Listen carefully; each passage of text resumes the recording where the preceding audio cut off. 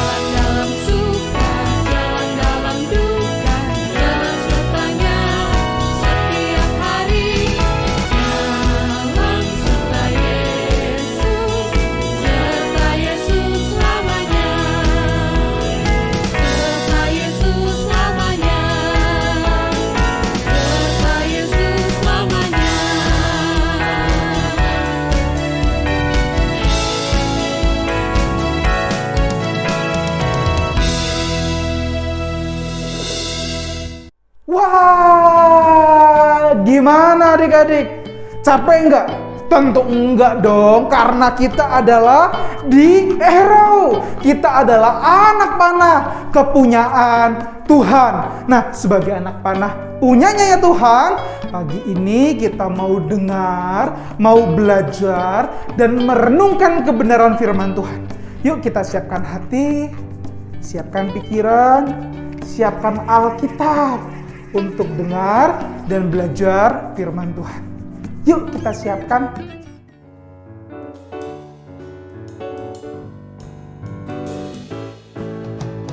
Baca kitab suci, doa tiap hari, doa tiap hari, doa tiap hari.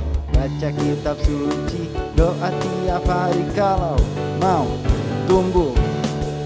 Kalau mau tumbuh, kalau mau tumbuh, glory haleluya. Baca kitab suci, doa tiap hari kalau mau tumbuh.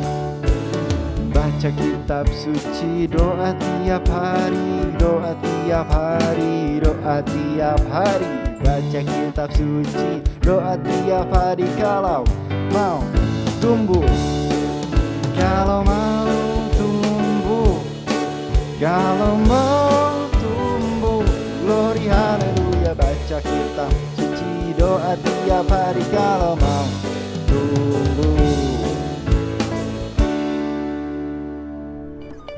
Terpuji nama Tuhan. Tuhan, ajar kami di pagi hari ini untuk sekali lagi mau belajar kebenaran firman Tuhan. Dan kebenaran firman Tuhan yang akan kami dengarkan membawa kami semakin serupa, segambar, dan mengasihi Tuhan. Berikan kami konsentrasi, berikan kami hati yang peka akan pimpinan Tuhan, sehingga sekali lagi nama Tuhan dipermuliakan. Di dalam nama Tuhan Yesus, kami berdoa dan mengucap syukur.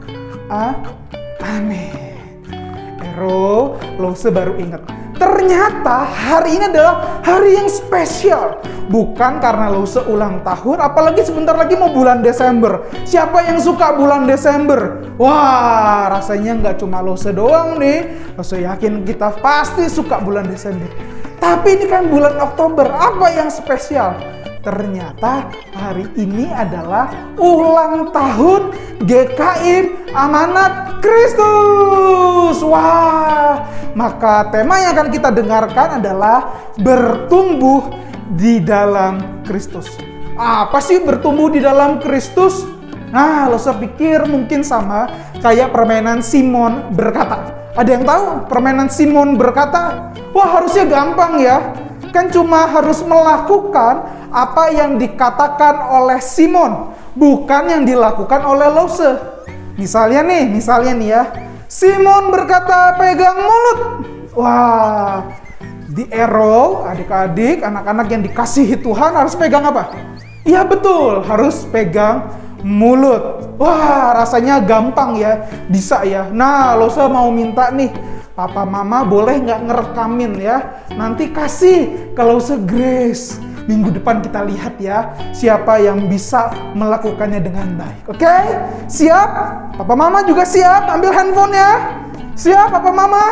Kita mau rekam, kita lihat ya. Oke, kita mulai. Simon berkata, pegang telinga. Simon berkata, pegang tangan. Simon berkata, pegang rambut. Wah, siapa nih yang salah? Atau mungkin aku bisa semua. Lo semua lihat ya. Jangan lupa di tag, dikirim ke Lose Grace atau mungkin di tag di Instagram @GKI Amanat Kristus. Lo semua lihat, oke?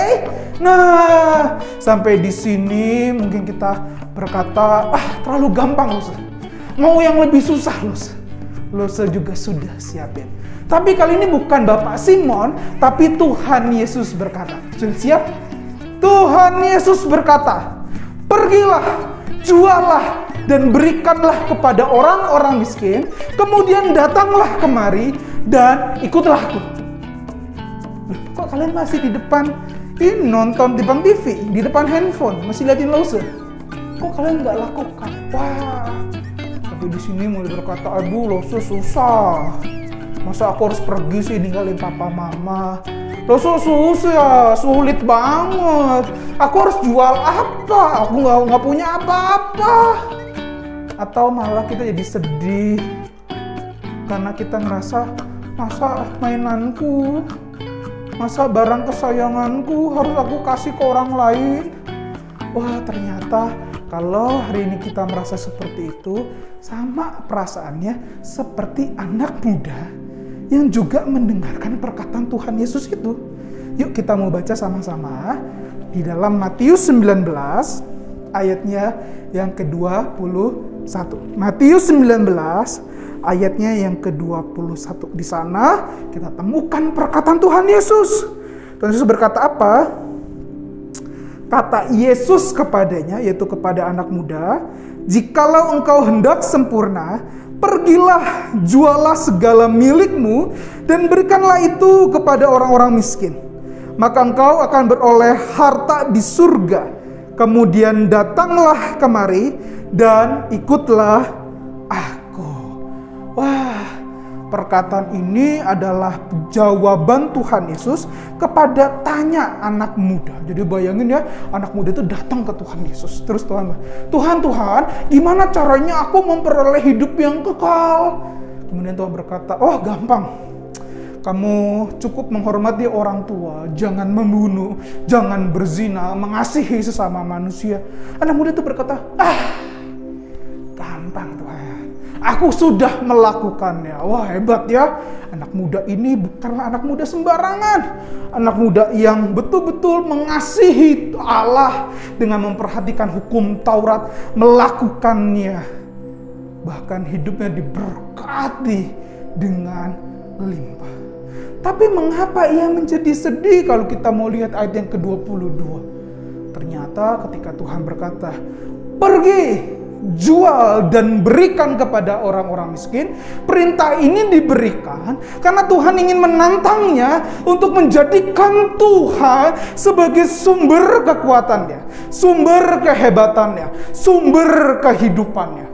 Dan saat Yesus katakan, datanglah kemari dan ikutlah aku, seakan Tuhan menunjukkan bahwa dirinya bukan manusia biasa, tapi siapa? Ia adalah Allah yang menjadi manusia. Allah yang akan memberkati, memberikan kecukupan bagi hidupnya. Oh, itu maksud Tuhan Yesus. Tuhan Yesus kala berkata, jual, pergi, berikan, datanglah dan ikutlah aku, menjadi sebuah kalimat yang mengajak anak muda, bahkan kita sebagai anak-anak Tuhan, engkau dan Lause, untuk menjadikan Tuhan sebagai sumber kehidupan dan harta yang berharga di dalam kehidupan kita. Tapi Lause, gimana sih maksudnya sumber kehidupan harta berharga? Aku nggak ngerti Lause. Oh, tenang. Lause ketika baca, ketika merenungkan, Lause teringat teman Lause. Teman Lause bernama Caca. Kali itu, di malam hari itu, papa mama Caca harus pergi keluar kota karena mendapat kabar nenek yang tinggal di kampung sedang sakit. Wah, papa mamanya langsung packing bara, masukin bara. Tapi ingat, Caca besok harus sekolah. Makanya kali itu, papa mama menatap Caca dan berkata, Ca, papa mama pergi ke rumah nenek ya. Kok Caca nggak diajak, Pak? Besok kan kamu sekolah. Saat itu inget ya, adik-adiknya belum seperti sekarang, belum corona. Jadi sekolah harus ketemu di sekolah, gitu ya. Kemudian, Caca, besok kan kamu sekolah. Tapi tenang. Papa pergi malam ini, mungkin besok siang sudah ada kembali. Beres dari sana, Papa akan ajak. Bener ya, Pak? Iya. Oke, karena Papa mau pergi, ada beberapa hal yang bisa kamu perhatikan. Wah, coba ya kita ingat-ingat apa perkataan Papa. Papa itu mama pergi malam ini, maka kamu perhatikan. Pertama adalah kunci pintu gerbang. Kedua, kunci pintu rumah. Yang ketiga, kunci jendela. Yang keempat, jangan bukakan kepada orang yang tidak kamu kenal. Kalaupun kamu kenal, Papa harus telepon kamu dulu. Oke? Oke. Wah, hebat ya. Caca ditinggal di rumah sendiri, tapi nggak jadi takut. Tapi malah menjadi berani. Apa aja perintah yang harus dilakukannya? Masih inget nggak? Ada 4. Pertama adalah kunci pintu gerbang. Yang kedua, kunci pintu rumah. Yang ketiga, kunci jendela. Yang keempat, nggak bukakan pintu buat orang yang tidak dikenal. Maka kemudian papa mama Caca pergi meninggalkan Caca seorang diri. Ternyata Caca bersama dengan adiknya yang lebih kecil. Wah, kalau andekan itu yang terjadi sama kalian, apa yang kalian lakukan? Ada nggak kita jadi sedih ya? Oh, kenapa nggak diajak-ajak sih? Kenapa ditinggal di rumah sih? Aduh, kan aku takut. Oh, kan serem di rumah. Ada nggak gitu? Waduh. Tapi tidak sama Caca. Caca berkata, oke, papa mama sampein salam buat nenek di kampung ya. Caca ingat pesan papa mama. Apa aja? Aku harus kunci pintu gerbang, aku harus kunci pintu rumah, kunci jendela, dan nggak boleh orang lain masuk ke rumah. Gitu kan, Pak? Oke. Kemudian mobil itu melaju. Caca melihat semakin lama semakin kecil dan mulai menghilang. Malam sudah semakin gelap. Rasa ngantuk sudah mulai terjadi kepada adik dan Caca udah mulai ngomong. Aduh, mau bobo. Ya udah, yuk Dek, kita mau ke kamar. Wah, lagi jalan. Inget apa? Pesennya Papa. Langsung Caca, oke, aku antar Dedek ke kamar. Aku mau ngunci pintu gerbang. Dan ketika sedang jalan, tunggu dulu ya. Papa Mama udah pulang. Kok pintu gerbang tidak terkunci? Atau ternyata aku mau dikagetin? Oh, aku kan nggak ulang tahun. Si Dedek juga nggak ulang tahun. Atau ada, nggak Tuhan, tolong Caca. Caca takut. Tapi Tuhan yang kasih kekuatan buat Caca. Jadi doanya Caca kalau lihat pintu gerbang yang tidak terkunci. Wah, tapi setelah berdoa, mulai dia menarik nafas yang dalam-dalam. Tuhan, tolong Caca. Dia mulai pelan-pelan mencari ke ruang tamu. Dilihat ya, gak ada yang aneh. Coba ke dapur. Caca jalan ke dapur, lihat lagi. Gak ada yang aneh. Kemudian Caca jalan lagi dan mulai melihat ternyata pintu kamar Papa Mamanya terbuka. Aduh, Caca tambah takut. Atau jangan-jangan ini surprise ya. Maka tapi Caca, pelan-pelan aja deh. Takutnya ada yang aneh-aneh. Jalan, buka pintu. Kok ada seseorang yang sedang tidur di bawah kasur. Caca nggak punya kakak laki-laki. Caca juga nggak punya pembantu. Caca juga tidak kenal siapa itu. Jantung Caca berdegup dengan kencang. Mulai berpikir apa yang harus aku lakukan ya. Kalau aku teriak, waduh bahaya dah nih ya. Tapi kalau aku lari cepat-cepat juga bahaya. Aku ngapain ya? Tuhan, tolong Caca. Caca takut. Pimpin Caca Tuhan. Kasih Caca kepintaran. Kasih Caca keberanian Tuhan. Tolong Tuhan. Wah, selesai berdoa. Tuhan yang memimpin Caca untuk mulai melangkah pelan-pelan. Angkat telepon Papa Mama. Pak, Ma, di mana? Papa Mama masih ada di luar. Ini baru dikit lagi udah mau nyampe. Tapi ada orang di kamar. Wah! Papa Mama langsung kasih pesan, Caca jangan melakukan aneh-aneh. Tetap tenang. Papa langsung telepon ke kantor polisi, ke ketua RT. Caca tenang, tetap tenang. Jangan takut. Tuhan menyertai Caca. Dan tepat, pencuri itu akhirnya ditangkap oleh Bapak polisi, ditangkap oleh juga ketua RT, ketua RW, warga sekitarnya. Ini bukti bahwa sekali lagi Tuhan sebagai sumber kehidupan dan harta yang terindah bagi Caca. Maka Caca mau berdoa sebagai sebuah sikap rasa percaya bahwa Tuhan yang menjadi kekuatan, Tuhan yang memampukan, Tuhan adalah harta yang terindah bagi kehidupan Caca, bagi kehidupan Lause, bahkan juga bagi kehidupan Ero, bagi kehidupanmu. Maka kalau kita sedang sedih apa yang kita lakukan, kita nggak jadi marah, tapi kita mau berdoa, Tuhan aku sedih. Kalau lagi kesal apa yang kita lakukan? Nggak melakukan hal-hal yang aneh-aneh ya, banting-banting barang, teriak-teriak. Tetapi kita sebagai anak-anak Tuhan, kalau lagi kesal, kita ngapain? Kita mau lipat tangan. Tuhan tolong, aku kesel, aku marah, tapi Tuhan tolong berikan aku kemampuan untuk tidak menjadi marah. Ini jadi bukti ini jadi bukti anak-anak Tuhan, bahwa kita menjadikan Tuhan sebagai sumber kekuatan dan harta yang terindah.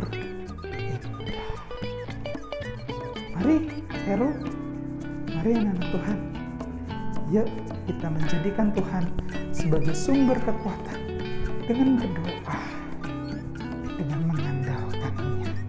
Maka ayat hafalannya kita mau baca sekali lagi, Matius 19 ayatnya yang ke-21. Karena mungkin juga kepanjangan, saya ingin mengajak kita baca mulai dari kata kemudian datanglah kemari dan ikutlah aku. Sekali lagi yuk, datanglah kemari dan ikutlah aku. Ikut siapa? Ikut Tuhan Yesus. Yuk, Dero, anak-anak Tuhan, anak-anak panah miliknya Tuhan. Kita mau jadikan Tuhan sebagai sumber kekuatan. Mau jadikan Tuhan sebagai harta yang terindah dengan cara apa? Dengan cara berdoa. Yuk, sikap doanya seperti apa? Kita sekali lagi mau berdoa. Tuhan Yesus, kami mengucap syukur kami memiliki Allah yang paling mengasihi kami. Allah yang paling mengerti kami. Bahkan Engkau Allah yang mau berjalan, memberikan kami kekuatan, memberikan pengharapan.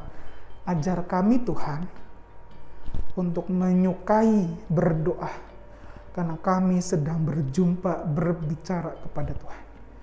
Pimpin hidup kami, sehingga sekali lagi nama Tuhan dipermuliakan.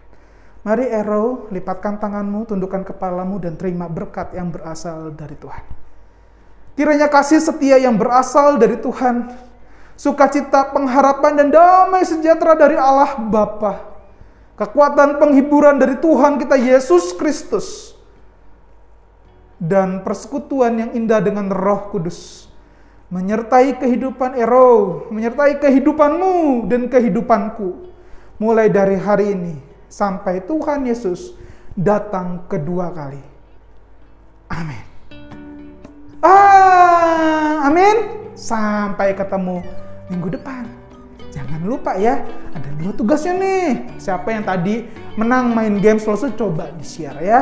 Dan yang kedua, jangan lupa hafalin ayat hafalan dari Matius 19 ayatnya ke-21b. Gampang kan? Apa sekali lagi?